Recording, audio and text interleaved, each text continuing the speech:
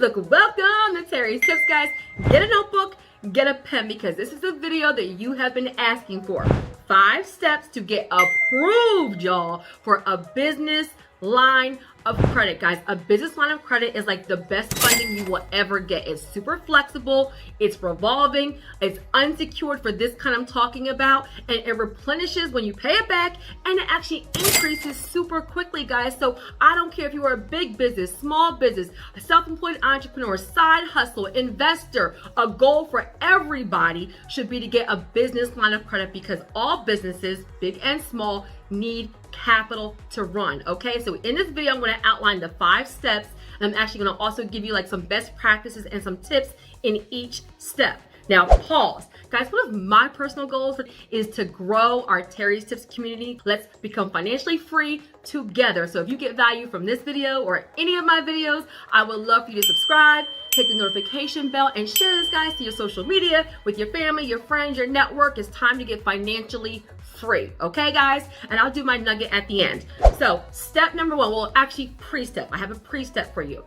Your pre-step is to get incorporated. That means register your business with the state, to have an EIN required, guys, okay? Whether you have employees or not, whether it's a side hustle or not, whether you're a full-time entrepreneur or not, okay? Because you want the business line of credit to be in your EIN and your business name, not your name and your personal social, okay? And a business checking account, non-negotiable, right? Because for a business line of credit, when you get approved, and you will, they actually direct deposit the money into your business checking account, and then you can use it for anything. So your pre-step, be incorporated, EIN, business checking account, non-negotiable. All right, now step number 1, okay, is to pull your personal and business credit reports. Guys, you must know where you stand before you go to the lender. This is high level nugget. Stop applying for things and just crossing your fingers. Have a 700 and above personal credit score. Now, I'm not saying that for a business line of credit you necessarily have to always have a 700,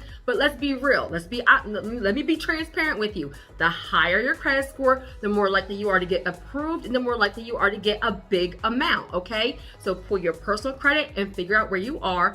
Pull your business credit. Now, right here, depending on the lender, they may or may not look at your business credit a whole lot, but no matter what, even though this is business credit and business funding, the majority of the lenders will still look at you, the business owner's personal credit, as part of the approval process, even if it's in your business's name. Business EIN reports to the business bureaus. Okay, so pull your personal credit reports. I recommend My FICO or Credit Check Total. And for business, I recommend you do nav.com. All right, now step number 2, also critical, determine how much you need and what you're going to use it for. This is not a fluff step. Sometimes you guys actually go in front of these lenders, and what you say to the lender or what you put in your application is the reason why you're being denied, okay?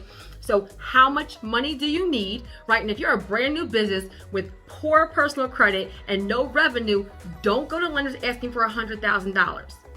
Can I be real with you, okay? So do something that's reasonable for your type of business, your expenses, that will help you grow, that's comparable with your revenue, if you have any, that's comparable with what you need to grow your business. How much money do you need? Now, business reason. Guys, lenders want to fund businesses that are thriving, that are growing. So you are not saying things like, I need it just in case. I need it as a cushion. I'm going to have it as a reserve. I'll plan on getting it, but not using it right away. Literally, lenders hate to hear that. They don't want to approve you for money, and then you're going to say, well, I'm not really going to use it anyway. They want to fund businesses, right, that are growing, thriving. So some better uses, right, are expansion, open up a new location, hiring employees, if there's any kind of equipment, if there's inventory, maybe marketing, maybe you need like, cell phones and laptops, something, even like renovations, franchising. Guys, think about something that's a good use for your actual business that would help you grow, okay? The reason why, know this in advance. Do not get in front of the lender and not have it mapped out as far as what you need the money for and how much you need and what you're gonna do to, what it's gonna do to help you grow your brand, okay? Now, step number 3, also critical, is to pick the lender. critical, okay? So I'm gonna put it in 3 categories, right? You're gonna have your big banks, right? Your big banks are like your Chases and your Wells Fargo and your Bank of America, right? Then you're gonna have your mid-level banks. I'm gonna put credit unions in here too. Your mid-level banks, your regional banks, those are banks like Regions, Citizens, Key Bank, Truist, BB&T, all of those things, or your credit unions, guys. Nugget, the mid-level banks have money for entrepreneurs. They even have money for women. They have money for vets. They have money for minorities. And the majority of this funding is not advertised anywhere. So a lot of times they have all this money that they actually need to give away, but people don't apply for it and people don't qualify for it. Come on, somebody, okay?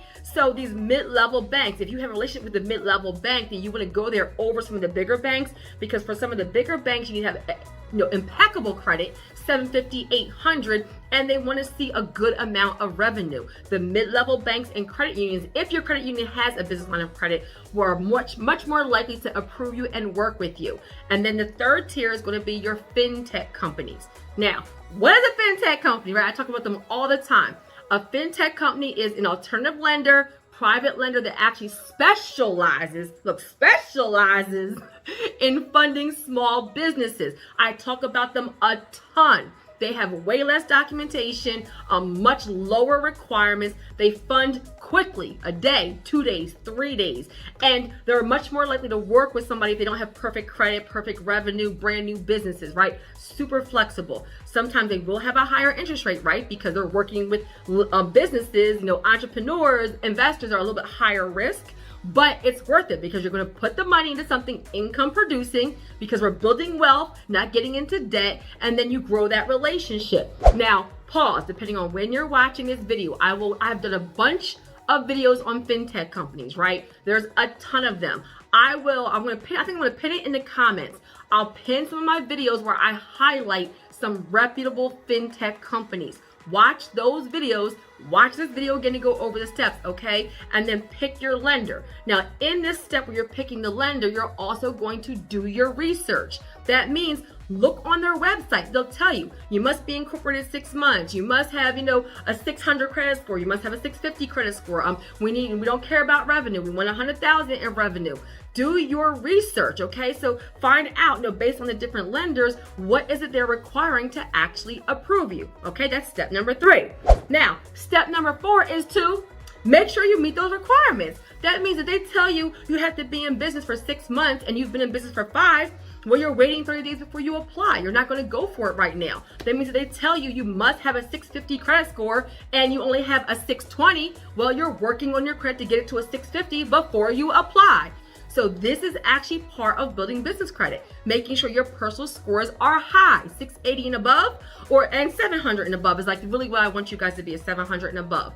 So do the actual work in this step to make sure you meet the criteria of the lender. Whatever you need to do for personal, whatever you need to do for business. Another example for business is making sure that you have a DUNS that matches all your information and making sure that your business address matches everywhere. The business address registered with the state is the same as your EIN, is the same as your DUNS, is the same as your business bank account. Guys, you can have everything else done and it be something small like that and they will deny you. So make sure you meet the requirements. And then step number 5, apply and go get your money, right? Once you've done all this pre-work, guys, you've checked your reports, you've picked the lender, you know how much money you need, you know what you're going to use it for, you make sure you meet the requirements, go get your money. One of the questions I kept getting asked was, how do I use a business line of credit to buy a car? Guys, a business line, take the buy a car out because I don't want you guys to overthink it. All you do is get approved for a business line of credit. And then what you use it for is 1,000% up to you. It's not any different getting approved for a business line of credit for a car than it is getting approved for a business line of credit for payroll, expansion, renovations, equipment, all those other examples I gave to you. So your goal is get approved for a business line of credit. And what you use it for is 1,000% up to you. Okay, guys? So I hope that helped. And for my nugget, repetition. Write it down. Adults learn by repetition. You become an expert by repetition. What is it, like 10,000 hours they say? You need to be doing something to actually consider yourself as being an expert. So what does that mean? When I'm having Zooms, when I'm having courses, when you guys are watching videos, you're frustrating yourself because you're watching one video one time, and you expect to remember it all and be an expert. Guys, repetition is the mother of all, the key of all learning. It is. So watch the video, rewatch the video, go to the training, go to another training, go to the masterclass, do the workshop, make sure you're actually doing the work. But as you do it more and more, as you hear it more, as you see it more, as you're doing the activity, as you're staying in the environment, come on somebody, that's how you actually get the knowledge, the skills, the experience to change your whole life. That's how you actually learn. So repetition, because even if you've been working on your credit, you may need to hear it a different way, see it a different way, learn something new so you can actually level up and have financial freedom. Amen. Repetition is the key to becoming an expert.